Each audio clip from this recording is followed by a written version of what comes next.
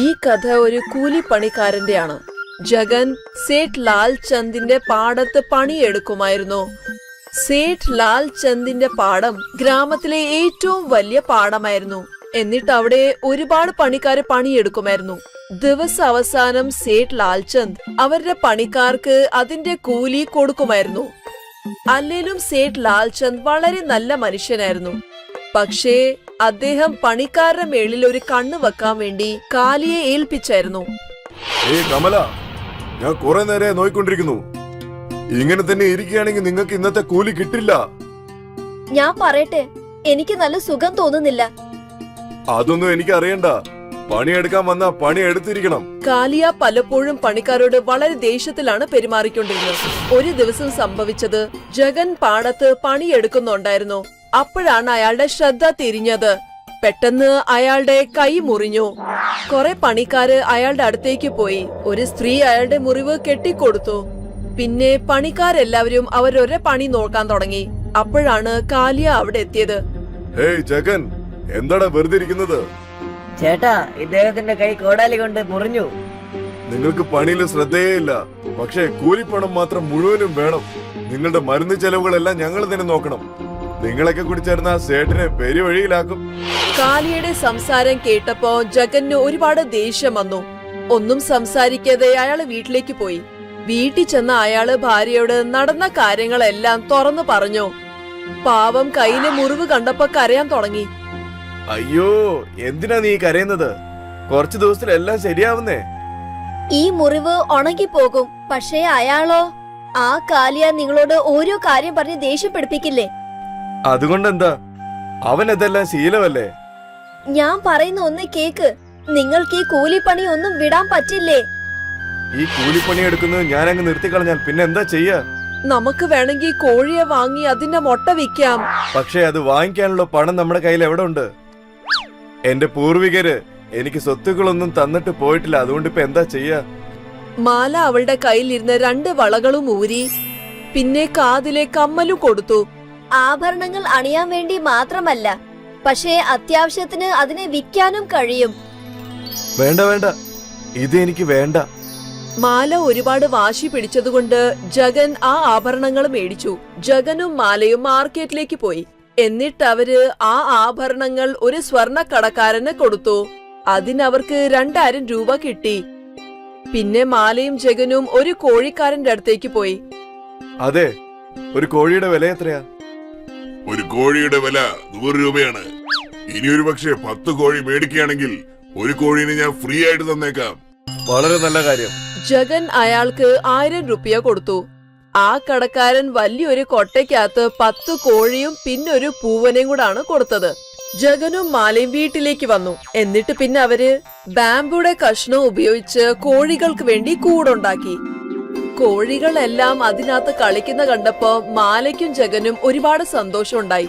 അടുത്ത ദിവസം മാല കോഴികളുടെ മുട്ടയെല്ലാം ഒന്നിച്ചാക്കി.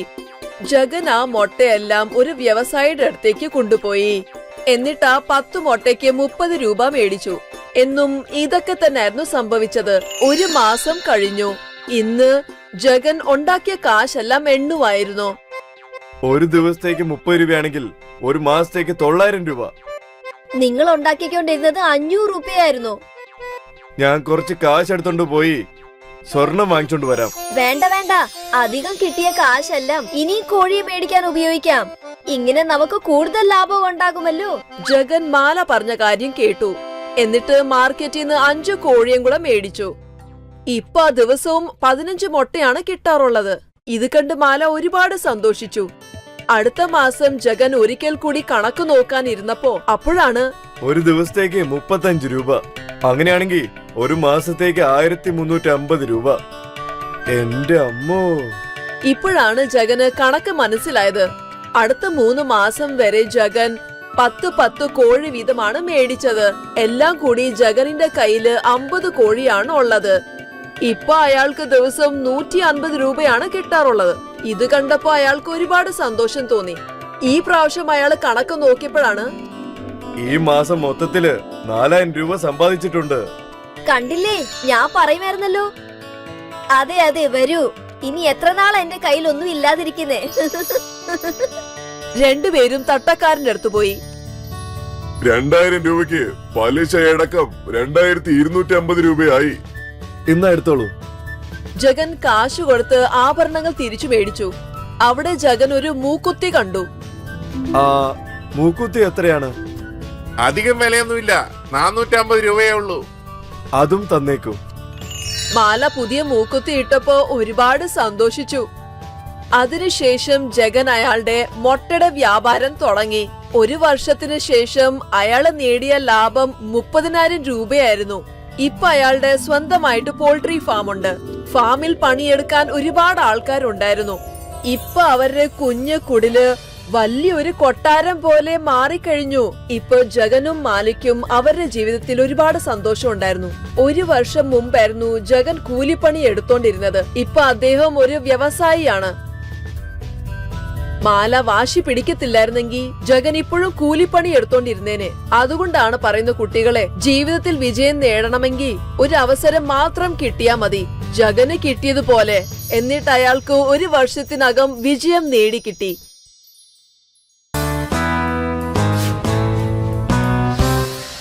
പച്ചക്കറികൾ വാങ്ങുന്നില്ലേ? നല്ല ഫ്രഷ് ആയിരിക്കുന്ന പച്ചക്കറികൾ വാങ്ങൂ. നല്ല ചുവന്ന തക്കാളി, നല്ല ജൈവ പച്ചക്കറികൾ വാങ്ങിക്കോളൂ.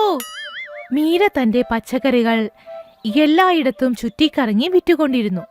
ദിവസവും ഗ്രാമം ചുറ്റിത്തിരിയുമ്പോൾ അവൾ എപ്പോഴും ഒരു മനോഹരമായ പച്ചക്കറിത്തോട്ടം കാണാറുണ്ടായിരുന്നു. ഒരുപാട് വർഷങ്ങളായി ഞാൻ ഈ പച്ചക്കറിത്തോട്ടം കണ്ടുകൊണ്ടേയിരിക്കുന്നു. മീര ആ പച്ചക്കറിത്തോട്ടം വാങ്ങാനായി ആഗ്രഹിച്ചു. ആ സ്ഥലത്ത് അവൾ തന്നെ സ്വയം പച്ചക്കറികൾ നടാനായി ആഗ്രഹിച്ചു. എന്നാൽ അവളുടെ സാഹചര്യങ്ങൾ അവളെ അതിന് അനുവദിച്ചില്ല. മീരയ്ക്ക് ഒരു ചെറിയ മകനുണ്ടായിരുന്നു. അവനെ നന്നായി വളർത്തേണ്ട ഉത്തരവാദിത്തം മീരയുടേതായിരുന്നു. എന്തെന്നാൽ മീരയുടെ ഭർത്താവ് കുറച്ചു വർഷങ്ങൾക്ക് മുമ്പ് മരിച്ചുപോയിരുന്നു. ഒരു ദിവസം എന്താ സംഭവിച്ചതെന്നോ? പച്ചക്കറികൾ വാങ്ങുന്നില്ലേ? നല്ല ഫ്രഷ് ആയിരിക്കുന്ന പച്ചക്കറികൾ വാങ്ങിക്കോളൂ. ചുവന്ന തുടുത്ത തക്കാളി, നല്ല ജൈവ പച്ചക്കറികൾ വാങ്ങിക്കോളൂ. അപ്പോഴാണ് അവളുടെ മുന്നിലേക്ക് നെയ് വിൽക്കുന്ന വിമല വന്നത്. എങ്ങനെയുണ്ട് മീര? നിനക്ക് സുഖമല്ലേ? ഞാൻ സുഖായിരിക്കുന്നു. നീ പറയൂ, നിനക്കെങ്ങനെയുണ്ട്? എനിക്ക് സുഖമാണ്. നിനക്കൊരു കാര്യം അറിയോ? ആ പച്ചക്കറിത്തോട്ടം വച്ചിരിക്കുന്നയാൾ ആ തോട്ടം വിൽക്കാത്രേ. എന്റെ കയ്യിൽ ഇപ്പോൾ പൈസയുണ്ടായിരുന്നെങ്കിൽ ഞാൻ ഇന്ന് തന്നെ ആ തോട്ടം വാങ്ങിയേനെ. നിനക്കറിയോ? മീരയ്ക്ക് ആ തോട്ടം വളരെ വളരെ ഇഷ്ടമായിരുന്നു. ഇത് കേട്ട ഉടനെ മീര ആ തോട്ടക്കാരനെ കാണാനായി പോയി. ഇത് നോക്ക്, നിങ്ങൾ ഈ തോട്ടം വിൽക്കാൻ പോകുകയാണെന്ന് ഞാൻ കേട്ടല്ലോ. ആ പ്രായം കൂടിയത് കാരണം എനിക്കിപ്പോ ഒട്ടും വയ്യ. എനിക്കിതൊന്നും നോക്കി നടത്താനുള്ള ശക്തി ഒട്ടുമില്ല. അതുകൊണ്ടാ ഞാനിതൊക്കെ വിൽക്കുന്നത്. നിനക്ക് ഇതൊക്കെ മേടിക്കാനുള്ള താല്പര്യമുണ്ടോ? അതെ, അത് സത്യമാണ്. എന്നാൽ വാങ്ങാൻ കഴിയുമോ ഇല്ലയോ എന്ന് എനിക്ക് അറിയില്ല. ശരി, ഇതിന്റെ വില എത്രയാണെന്ന് പറയൂ. എനിക്കിതിന് ഒരു 500 നാണയങ്ങൾ വേണം. എന്റെ ദൈവമേ, എന്റെ അടുത്ത് 200 കാശ് മാത്രമേ ഉള്ളൂ. 200 നാണയങ്ങൾ ഒരുപാട് കുറവാണ്. 400 നാണയങ്ങൾക്ക് കുറവായി ഞാനിത് വിൽക്കാൻ താല്പര്യപ്പെടുന്നില്ല. അങ്ങനെയെങ്കിൽ ആ 200 കാശ് ഞാൻ ഇപ്പോൾ തന്നെ നിങ്ങൾക്ക് തരികയാണെങ്കിൽ അടുത്ത 4 മാസം ഓരോരോ മാസവും 50 കാശ് നിങ്ങൾക്ക് ഞാൻ തരികയാണെങ്കിൽ നിങ്ങൾക്ക് ഈ തോട്ടം എനിക്ക് തരാനായി കഴിയുമോ? ആ തോട്ടക്കാരൻ ചിന്തിച്ചു. അങ്ങനെയാണെങ്കിൽ ശരി, അടുത്ത 4 മാസങ്ങൾ നീ എനിക്ക് 50 നാണയങ്ങൾ വീതം തന്നു തീർക്കണം. മീരയ്ക്ക് വളരെയധികം സന്തോഷമായി. എന്തെന്നാൽ അവൾ ആഗ്രഹിച്ചിരുന്ന ആ തോട്ടം അവൾക്ക് കിട്ടാൻ പോവുകയാണ്. അതിനുശേഷം മീര വളരെയധികം പ്രയത്നിക്കാൻ തുടങ്ങി. അവൾ ദിവസവും ഒരുപാട് പച്ചക്കറികൾ വാങ്ങി വിൽക്കാൻ തുടങ്ങി. അങ്ങനെ അവൾക്ക് ഒരുപാട് പൈസ കിട്ടാനും തുടങ്ങി. ദിവസവും മീര കുറച്ച് കുറച്ച് പൈസ മാറ്റിവെച്ചു. പിന്നീട് വൈകുന്നേരങ്ങളിൽ പൂ അതുപോലെയുള്ള സാധനങ്ങളും വിൽക്കാൻ തുടങ്ങി. 1 മാസത്തിന് ശേഷം മീര ആ തോട്ടക്കാരന്റെ അടുത്ത് പോയി 50 കാശ് കൊടുത്തു. മീരയ്ക്ക് വളരെ സന്തോഷമായി. മീര ദിവസവും ഇതുപോലെ പ്രയത്നിക്കാൻ തുടങ്ങി. അവൾ രാവിലെ പച്ചക്കറിയും വൈകുന്നേരങ്ങളിൽ പൂവും പലഹാരവും വിൽക്കാൻ തുടങ്ങി. അങ്ങനെ മീര 4 മാസങ്ങൾക്കുള്ളിൽ തോട്ടക്കാരന് കൊടുക്കാനുണ്ടായിരുന്ന മുഴുവൻ കാശും കൊടുത്തു. ഒരുപാട് സന്തോഷമുണ്ട് മീര. ഇനി ഈ വസ്തുവെല്ലാം നിന്റേത് മാത്രമാണ്. ഇതിനെ നീ ഇനി നന്നായി നോക്കണം മീര. മീരയുടെ സ്വന്തമായി തോട്ടം വാങ്ങാനുള്ള ആഗ്രഹവും നിറവേറി. ഇപ്പോൾ മീര തന്റെ സ്വന്തം തോട്ടത്തിൽ പച്ചക്കറികൾ വിളയിക്കാനും തുടങ്ങി. മറ്റു പച്ചക്കറി വ്യാപാരികളെല്ലാം അവളുടെ കയ്യിൽ നിന്നും പച്ചക്കറികൾ വാങ്ങാൻ തുടങ്ങി. മീരയുടെ കഠിന പ്രയത്നം അവളുടെ ജീവിതത്തിൽ സന്തോഷം നിറച്ചു. അവളുടെ മകനും ഇപ്പോൾ നല്ലൊരു സ്കൂളിൽ പഠിക്കാൻ ആരംഭിച്ചു. അങ്ങനെ മീരയുടെ ജീവിതം സന്തോഷം കൊണ്ട് നിറഞ്ഞു. അതുകൊണ്ടാണ് പ്രയത്നിക്കുന്നവർ ഒരിക്കലും തോൽക്കില്ല എന്ന് പറയുന്നത്. ശ്രീനു ഒരു പാവപ്പെട്ട ദോശക്കാരനാണ്. അവൻ തന്റെ സൈക്കിളിൽ ദോശയുണ്ടാക്കി വ്യാപാരം ചെയ്യും. ദോശ, മസാല ദോശ, രവ ദോശ. വളരെ കുറച്ച് ആളുകൾ മാത്രമേ അവന്റെ കയ്യിൽ നിന്നും ദോശ വാങ്ങി കഴിക്കാറുള്ളൂ. ശ്രീനുവിന്റെ ദോശ നല്ല രുചിയുള്ളതാണ്. പക്ഷെ അദ്ദേഹത്തിന് ഒരുപാട് കസ്റ്റമേഴ്സ് ഒന്നുമില്ല. അദ്ദേഹം എപ്പോഴും വിഷമത്തോടെയാണ് വീട്ടിലേക്ക് പോവുക. എന്തുപറ്റി? ഇന്നും വ്യാപാരം നേരെ നടന്നില്ലേ? എന്തു പറ്റിയെന്ന് അറിയില്ല. ഇപ്പോഴുള്ള ജനങ്ങളൊക്കെ മുൻപ് പോലെ ദോശ കഴിക്കുന്നേ ഇല്ല. അച്ഛാ, ഇപ്പോഴുള്ള കുട്ടികൾക്കൊക്കെ പിസയും ബർഗറും ഒക്കെയാണ് ഇഷ്ടം. ഇപ്പോൾ ആരും ദോശ ഇഷ്ടപ്പെട്ട് കഴിക്കാറില്ല അച്ഛാ. ഇതേപോലെ പോയിക്കൊണ്ടിരുന്നാൽ നമ്മുടെ കുടുംബം എങ്ങനെ രക്ഷപ്പെടും? തീർച്ചയായും എന്തെങ്കിലും നടക്കും. അച്ഛാ, നിങ്ങൾ എന്തുകൊണ്ട് വേറെന്തെങ്കിലും വ്യാപാരം ചെയ്തുകൂടാ? അതായത് ബർഗർ, പിസ്സ പോലെ. പക്ഷെ ഇതൊന്നും എനിക്ക് ചെയ്യാൻ അറിയില്ല മോനെ. എനിക്ക് വെറും ദോശ മാത്രമേ ഇടാൻ അറിയുള്ളൂ. ശ്രീനുവിന് വളരെ വിഷമമായി എങ്ങനെയാണ് തന്റെ വ്യാപാരം വലുതാക്കുന്നതെന്ന്. ദിവസം തോറും അദ്ദേഹത്തിന്റെ വ്യാപാരം കുറഞ്ഞു വന്നു. അടുത്ത ദിവസം രാവിലെ ശ്രീനു നേരത്തെ പുറപ്പെട്ടു. പിന്നെ ഇന്ന് എന്നും പോകുന്ന വഴിയിൽ പോകാതെ വേറെ വഴിയിൽ പോയി. ദോശ, മസാല ദോശ, രവ ദോശ. ആ വഴിയിൽ ജിം ഉണ്ടായിരുന്നു. ജിമ്മിന്റെ പുറത്ത് ഒരുപാട് ആൾക്കാർ നിൽപ്പുണ്ടായിരുന്നു. ഇവിടെ ഇത്രയും തിരക്കുണ്ടല്ലോ. ഞാൻ ഈ സ്ഥലത്താണ് നല്ലോണം ഒച്ച ഉണ്ടാക്കേണ്ടത്. ഇനി തീർച്ചയായിട്ടും നല്ല വ്യാപാരം ഉണ്ടാവും. ശ്രീനു വളരെ ഉച്ചത്തിൽ ശബ്ദമുണ്ടാക്കി. ദോശ, മസാല ദോശ, രവ ദോശ. ശ്രീനുവിന്റെ ശബ്ദം കേട്ട് ഒരു ബോഡി ബിൽഡർ അവിടേക്ക് വന്നു. എന്താ വേണ്ടത്? ഒന്നും വേണ്ട, ഞങ്ങൾ ഇതൊന്നും കഴിക്കില്ല. നിന്റെ അടുത്ത് ചിക്കനോ വല്ല മുട്ട ഉണ്ടെങ്കിൽ മുട്ട ദോശ ഇട്ട് തരൂ. മുട്ട ദോശയോ? അതെ, അത് നിങ്ങളടുത്ത് ഇല്ലേ? ഒരു കാര്യം ചെയ്യ്, നിങ്ങൾ അതുപോലെ ദോശ ഉണ്ടാക്കിയിട്ട് നിങ്ങൾ ഇങ്ങോട്ടേക്ക് കൊണ്ടുപോവാ. ശരി സർ. ശ്രീനു തന്റെ സൈക്കിൾ ഓട്ടിച്ചുകൊണ്ട് അവിടെ നിന്നും പോയി. അന്ന് ദിവസം മുഴുവൻ ശ്രീനു പല പല സ്ഥലങ്ങളിലായി ദോശ വിറ്റു. ഒരുപാട് ആൾക്കാർ ഒരുപാട് ഇഷ്ടപ്പെട്ട ആ ദോശ കഴിച്ചു. വൈകുന്നേരം അദ്ദേഹം വീട്ടിലേക്ക് പോയപ്പോൾ അദ്ദേഹത്തിന്റെ മുഖത്തിലുള്ള ചിരി കണ്ട് ലക്ഷ്മി ചോദിച്ചു, എന്തുപറ്റി? ഇന്ന് നല്ല വ്യാപാരമുണ്ടായിരുന്നോ? വ്യാപാരം നന്നായിട്ട് നടന്നിരുന്നു. പക്ഷെ ഇന്ന് എനിക്കൊരു പുതിയ ഐഡിയ കിട്ടിയിട്ടുണ്ട്. എന്ത് ഐഡിയ അത്? മുട്ട ദോശ. മുട്ട ദോശയോ? അതെ, ആദ്യം നമുക്കൊന്ന് മുട്ട ദോശ കഴിച്ചു നോക്കാം. മുത്തു, പോയിട്ട് കടയിൽ 6 മുട്ട വാങ്ങിട്ട് വാ. ശ്രീനു മുത്തുവിന്റെ കയ്യിൽ കാശ് നൽകി. എന്നിട്ട് കടയിലേക്ക് പറഞ്ഞു വിട്ടു. കുറച്ചു സമയത്തിന് ശേഷം മുത്തു മുട്ട വാങ്ങിക്കൊണ്ടുവന്നു. അതിനുശേഷം ശ്രീനു ദോശയുണ്ടാക്കാൻ തുടങ്ങി. അദ്ദേഹം എപ്പോഴും പോലെ ദോശമാവിനെ തവയിലേക്ക് ഒഴിച്ചു. അതിനുശേഷം ഒരു ഗ്ലാസ്സിൽ മുട്ട പൊട്ടിച്ചൊഴിച്ച് അത് ദോശയുടെ പുറത്തേക്ക് ഒഴിച്ചു. എന്നിട്ട് അതിൽ മസാല പൊടികൾ ഇട്ടു. കാണാൻ നന്നായിട്ടുണ്ട്, നമുക്കൊന്ന് കഴിച്ചു നോക്കാം. ശ്രീനുവും ലക്ഷ്മിയും ആ മുട്ട ദോശ കഴിച്ചു നോക്കി. ചേട്ടാ, ഇത് വളരെ നന്നായിട്ടുണ്ട്. അച്ഛാ, എനിക്കും ഇത് തരൂ. മുത്തുവും ദോശ കഴിച്ചു നോക്കി. അവനും അത് ഒരുപാട് ഇഷ്ടമായി. അന്ന് അവർ കുടുംബത്തോടെ മുട്ട ദോശയാണ് കഴിച്ചത്. അടുത്ത ദിവസം രാവിലെ ശ്രീനു തന്റെ ദോശയിടുന്ന സൈക്കിൾ എടുത്തുകൊണ്ട് ആ ജിമ്മിനടുത്തേക്ക് ചെന്നു. അദ്ദേഹത്തിന്റെ സൈക്കിളിൽ മുട്ട ട്രേയും ഉണ്ടായിരുന്നു. ദോശ, മുട്ട ദോശ, മുട്ട മസാല ദോശ. മുട്ട ദോശ എന്ന് പറഞ്ഞതും തൊട്ടടുത്തുണ്ടായിരുന്ന കുറെ ആൾക്കാർ അദ്ദേഹത്തിന്റെ അടുത്തേക്ക് വന്നു. കൂടെ തന്നെ ആ ബോഡി ബിൽഡറും വന്നു. ശരിക്കും മുട്ട ദോശ കിട്ടുമോ? തീർച്ചയായും സാർ. എന്നാ എനിക്കൊരു മുട്ട ദോശ തരൂ. പിന്നീട് ശ്രീനു ദോശയുടെ മേലിൽ മുട്ട പൊട്ടിച്ചൊഴിച്ചു. പിന്നീട് ആ ബോഡി ബിൽഡറിന് മുട്ട ദോശ നൽകി. മുട്ട ദോശ കഴിച്ചതും തന്നെ അദ്ദേഹത്തിന്റെ മുഖത്തിൽ ഒരു ചിരി വന്നു. വാവ്, വളരെ നന്നായിട്ടുണ്ട് സുഹൃത്തെ. ഞങ്ങൾ ഇതുവരെ ആലോചിച്ചിട്ടേ ഇല്ല മുട്ടയും ദോശയും ചേർത്ത് കഴിക്കാൻ പറ്റുമെന്ന്. നിങ്ങൾ ഇന്നും നടുവോ? ആ ബോഡി ബിൽഡർ മുട്ടദോശ കഴിച്ചു. പിന്നീട് ഇനിയും ഒന്ന് ചോദിച്ചു. കൂടെ ഒരുപാട് ബോഡി ബിൽഡേഴ്സ് മുട്ടദോശ വാങ്ങിച്ചു കഴിച്ചു. എനിക്കൊരു മസാല മുട്ടദോശ. എനിക്കൊരു മുട്ടദോശ. മുട്ടദോശ ഓർഡർ നൽകി. ശ്രീനു മുട്ടദോശ ഇട്ടുകൊണ്ടേയിരുന്നു. പിന്നെ കസ്റ്റമേഴ്സ് കഴിച്ചുകൊണ്ടേയിരുന്നു. ശ്രീനു ഇടയ്ക്കിടയ്ക്ക് വിളിക്കുകയും ചെയ്തു. അതുകൊണ്ട് ജനങ്ങളുടെ ശ്രദ്ധയൊക്കെ അദ്ദേഹത്തിന്റെ മേലിൽ കൊണ്ടു. ദോശ, മുട്ടദോശ, മുട്ട മസാല ദോശ. ഒരാൾക്കടുത്തായി മറ്റൊരു കസ്റ്റമർ വന്നുകൊണ്ടേയിരുന്നു. 1 മണിക്കൂറിനകത്തു തന്നെ ശ്രീനുവിന്റെ മൊത്ത ദോശയും വിറ്റ് കഴിഞ്ഞു. പിന്നെ ഇന്ന് അദ്ദേഹത്തിന്റെ വരുമാനവും ഒരുപാട് കിട്ടി. അദ്ദേഹം സന്തോഷത്തോടെ വീട്ടിലേക്ക് തിരിച്ചു വന്നു. ലക്ഷ്മി, ഇന്ന് വളരെ നന്നായിട്ട് കച്ചവടം സംഭവിച്ചിരുന്നു. എല്ലാ ദോശയും വിറ്റ് കഴിഞ്ഞു. എന്റെ ദൈവമേ, നാളെ തൊട്ട് നീ തന്നെ മാവ് അരയ്ക്കാനുണ്ട്. കസ്റ്റമേഴ്സിനൊക്കെ നമ്മളുടെ മുട്ടദോശ വളരെ ഇഷ്ടപ്പെട്ടിട്ടുണ്ടടാ. ശരി. എല്ലാവർക്കും ഒരുപാട് സന്തോഷമായി. അടുത്ത ദിവസവും അതുപോലെ തന്നെ സംഭവിച്ചു.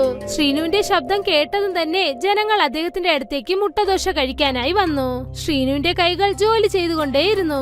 അടുത്ത ദിവസവും അതുപോലെ തന്നെ ശ്രീനുവിന്റെ ദോശയൊക്കെ വിറ്റുപോയി. പിന്നീട് ആ ദിവസവും തുടർന്നു. മുട്ടദോശ ഫേമസ് ആയി. പിന്നെ ശ്രീനു ദിവസം മുഴുവൻ കഠിനമായി അധ്വാനിക്കാൻ തുടങ്ങി. ശ്രീനുവിന് നല്ല ഭാഗ്യമുണ്ടായിരുന്നു. ഇപ്പോൾ അദ്ദേഹത്തിന്റെ കുടുംബം വളരെ സന്തോഷത്തോടെയായിരുന്നു. ശ്രീനു ഇപ്പോൾ ഒരു മിനി ടെമ്പോയും വാങ്ങിക്കഴിഞ്ഞു. ഇപ്പോൾ അദ്ദേഹം സൈക്കിളിന് പകരം മിനി ടെമ്പോയിൽ മുട്ടദോശ ചെയ്ത് വിൽക്കാൻ തുടങ്ങി. സിറ്റി മുഴുവൻ അദ്ദേഹം ചെയ്യുന്ന മുട്ടദോശയെ കുറിച്ചായിരുന്നു സംസാരം. അദ്ദേഹം ടെമ്പോയും കൊണ്ട് എവിടേക്ക് പോയാലും അവിടേക്ക് കസ്റ്റമേഴ്സിന്റെ കൂട്ടം അധികമായി വരും. ദിവസവും വൈകുന്നേരം ശ്രീനു തന്റെ മിനി ടെമ്പോ എടുത്തുകൊണ്ട് പാർക്കിനടുത്തേക്ക് വരും. പാർക്കിൽ നേരത്തെ തന്നെ ജഗന്റെ ദോശ സ്റ്റാൾ ഉണ്ടായിരുന്നു. പക്ഷേ ശ്രീനു വന്നതും തന്നെ എല്ലാ കസ്റ്റമേഴ്സും അദ്ദേഹത്തിനടുത്തേക്ക് പോയി. ഈ മുട്ടദോശക്കാരൻ ജനങ്ങളൊക്കെ എന്താണ് ഇവൻ ആക്രമിച്ചത്? ഇയാൾ വന്നതിന് ശേഷമാണ് ആൾക്കാരൊക്കെ അങ്ങോട്ട് പോയി കഴിക്കുന്നത്. ഇതെനിക്ക് പഠിച്ചേ പറ്റുള്ളൂ. അന്ന് ശ്രീനു ശ്രദ്ധിക്കാതെ ഇരുന്നപ്പോൾ ജഗൻ ശ്രീനുവിന്റെ ദോശമാവിൽ മുളക് പൊടി ചേർത്തു. ഇപ്പൊ നോക്കട്ടെ ജനങ്ങൾക്കൊക്കെ നിന്റെ ദോശ എങ്ങനെ ഇഷ്ടപ്പെടുമെന്ന്. പിന്നീട് ജഗൻ തന്റെ കടയിലേക്ക് പോയി. ശ്രീനു ഇക്കാര്യം ഒട്ടും അറിയില്ലായിരുന്നു. അദ്ദേഹം എന്നത്തെയും പോലെ ദോശ ഉണ്ടാക്കാൻ തുടങ്ങി. എന്നിട്ട് തന്റെ കസ്റ്റമേഴ്സിന് കൊടുത്തു. പാവ സുഹൃത്തെ, ദിവസം കഴിക്കുന്ന മുട്ടദോശനെക്കാട്ടെ ഇന്ന് സ്പെഷ്യൽ ആയിട്ടുണ്ടല്ലോ. എരിവും പിന്നെ നല്ല രുചിയും ഉണ്ട്. സ്പൈസി മുട്ടദോശ. ഇത് കേട്ടിട്ട് ശ്രീനു തന്റെ ദോശമാവ് ടേസ്റ്റ് ചെയ്തു നോക്കി. പിന്നെ തൊട്ടടുത്തുണ്ടായിരുന്ന മുളക് പൊടി ബോട്ടിൽ അദ്ദേഹം കണ്ടു. തീർച്ചയായും ആരോ മാവില് മുളകാപ്പൊടി ചേർത്തിട്ടുണ്ട്. ഇതും നല്ലത് തന്നെ. ജനങ്ങൾക്ക് ഈ സ്പൈസി മുട്ടദോശ ഇഷ്ടപ്പെട്ടിട്ടുണ്ടല്ലോ. ഇതിനാണ് അതിഷ്ടമെന്ന് പറയുന്നത്. മുട്ടദോശ, സ്പൈസി മുട്ടദോശ. പിന്നെ വീണ്ടും ശ്രീനുവിന്റെ ടെമ്പോയുടെ അടുത്തേക്ക് ഒരുപാട് ആൾക്കാർ വന്നു. എല്ലാവർക്കും പുതിയ ആ സ്പൈസി മുട്ടദോശ കഴിക്കാനുള്ള ആഗ്രഹം. ശ്രീനു മുട്ടദോശ ചെയ്തുകൊണ്ടേയിരുന്നു. ജനങ്ങൾ അത് കഴിച്ചുകൊണ്ടേയിരുന്നു. എല്ലാവർക്കും സ്പൈസി മുട്ടദോശ ഒരുപാട് ഇഷ്ടമായി. ജഗന് മാത്രം ഇഷ്ടമായില്ല. ഞാൻ ഇങ്ങനെ ചെയ്തു പോയല്ലോ. ഞാൻ അവന്റെ കച്ചവടം നാശാക്കണമെന്ന് വിചാരിച്ചു. പക്ഷെ അറിയാതെ തന്നെ ഞാൻ അവന് നല്ലത് ചെയ്തു പോയല്ലോ. അയ്യോ എന്റെ ദൈവമേ. ശ്രീനുവിന്റെ സ്പൈസി മുട്ടദോശ വിൽക്കാൻ തുടങ്ങി. ഇത് കണ്ടതും ജഗന് ഒരുപാട് ദേഷ്യം വന്നു. പക്ഷെ പാവം, ഇനി അദ്ദേഹത്തെ കൊണ്ട് എന്തു ചെയ്യാൻ പറ്റും? അദ്ദേഹം കരുതി ശ്രീനുവിനെ ഇല്ലാതെയാക്കി താൻ രക്ഷപ്പെടാമെന്ന്. പക്ഷെ പാവം, അദ്ദേഹം സ്വന്തം കൈകൊണ്ട് തന്റെ കുഴി കുഴിച്ചു.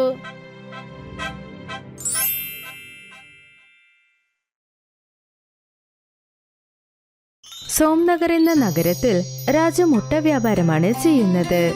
തണുപ്പ് കാലമായതുകൊണ്ട് കസ്റ്റമേഴ്സിന്റെ തിരക്ക് വളരെ കൂടുതലായിരുന്നു.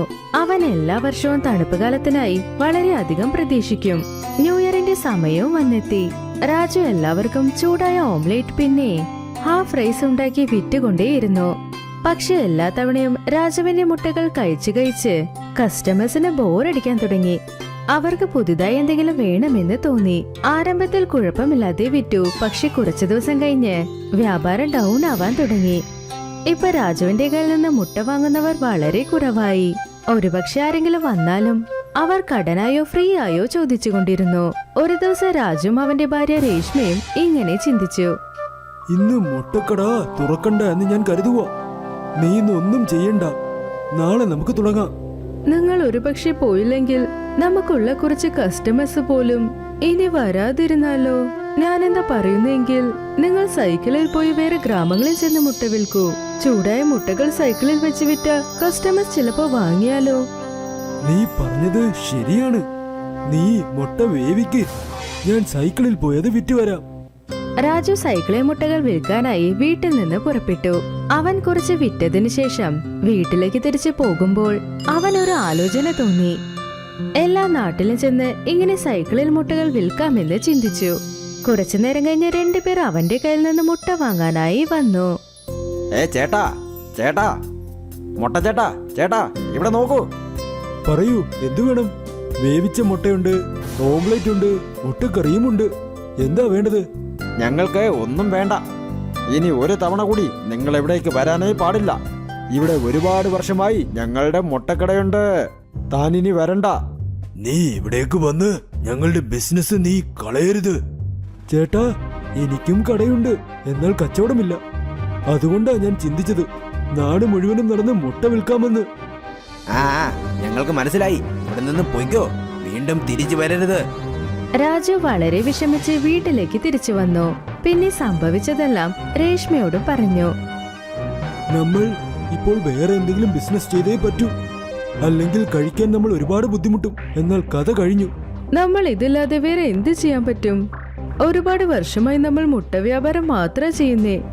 ഇപ്പൊ ഇതും വിട്ടാൽ നമുക്ക് വേറൊന്നും ബാക്കിയാവില്ലേട്ടാ. രാജു വളരെ വിഷമിച്ച് ഉറങ്ങാനായി പോയി. ഈ പ്രശ്നം തീർക്കാൻ വേറെ എന്തെങ്കിലും ചെയ്യണമെന്ന് വിചാരിച്ചു. നീ എവിടെ പോയി? ഞാൻ വിളിക്കുന്നത് കേൾക്കാമോ? ദാ വരുന്നു. പറയൂ, എന്തു പറ്റി? നമ്മൾ ഒരുപക്ഷെ മുട്ടയുടെ റേറ്റ് കുറച്ചാലോ? അപ്പോൾ ഉറപ്പായും നമ്മുടെ മുട്ടയെ എല്ലാവരും വാങ്ങൂ.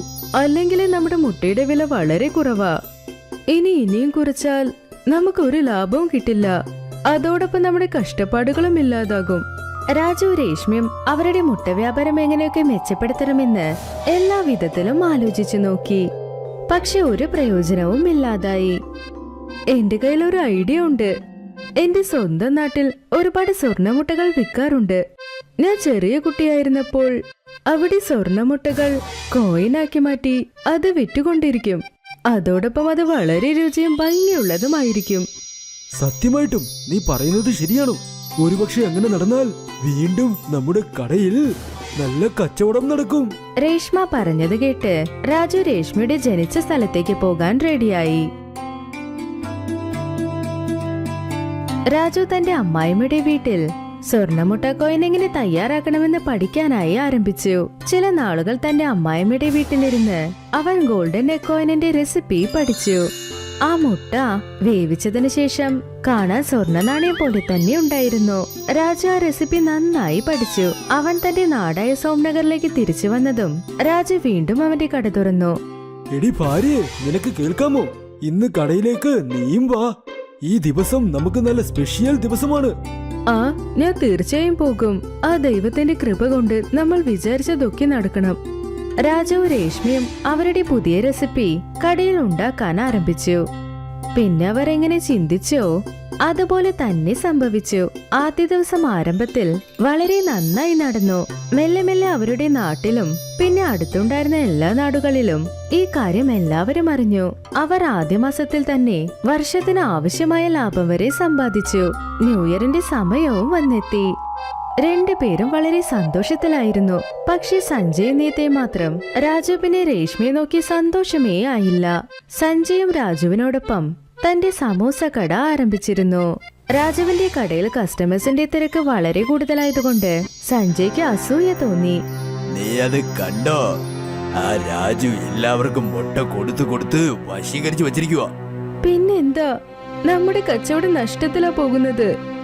ഈ രാജുവിനെ നമുക്ക് എന്തെങ്കിലും ചെയ്തേ പറ്റൂ. പിന്നെ അടുത്ത ദിവസം സഞ്ജയും അവന്റെ ഭാര്യയും ചേർന്ന് രാജുവിന്റെ കട അന്ന് രാത്രി തന്നെ ഇല്ലാതാക്കണമെന്ന് അവർ ശ്രമിച്ചുകൊണ്ടിരുന്നു. രാത്രി ആയതും ഭാര്യ ഭർത്താവ് രണ്ടുപേരും ചേർന്ന് രാജുവിന്റെ തള്ളുവണ്ടി മോഷ്ടിച്ച് ഒരുപാട് ദൂരം കൊണ്ടുപോയി ഒരു മലയ്ക്ക് മുകളിൽ നിന്ന് തള്ളി. രാവിലെ എഴുന്നേറ്റതും രാജുവിന് ഷോക്ക് അടിച്ചതുപോലെ തോന്നി. അവിടെ അവന്റെ കട കാണുന്നേയില്ല. രാജുവും രേഷ്മയും ഇത് സഹിക്കാനാകാതെ കരഞ്ഞുകൊണ്ടേയിരുന്നു. അവർ രണ്ടുപേരും അവരുടെ ധൈര്യം നഷ്ടപ്പെടുത്തി. അവർ വളരെ വിഷമിച്ച് വീട്ടിലേക്ക് വന്നു. രാജു ഇങ്ങനെ പറഞ്ഞു, ഇതൊക്കെ എന്താ?